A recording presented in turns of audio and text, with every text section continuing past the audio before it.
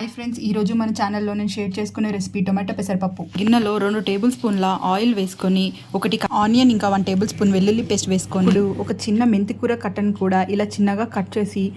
వేయించుకున్న తర్వాత ఒక 4 లేదా 5 పచ్చిమిర్చిని, ఇంకా 4-5 కట్ చేసిన టొమాటో ముక్కల్ని వేసుకొని, ఇప్పుడు ఒక 10 నిమిషాలు నానబెట్టి పక్కన పెట్టుకున్న పెసరపప్పుని కూడా ఒక కప్పు ఇందులో వేసుకొని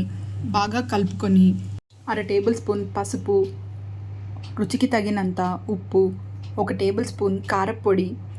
చిటికెడు మెంతి పొడి వేసి కలుపుకొని మూత పెట్టి, మూత పైన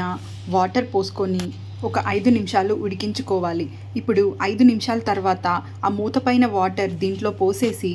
ఒకసారి కలుపుకొని మళ్ళీ మూత పెట్టి 5 నిమిషాలు ఉడికించుకొని 1 టేబుల్ స్పూన్ ధనియాల పొడి వేసి సర్వ్ చేసుకుంటే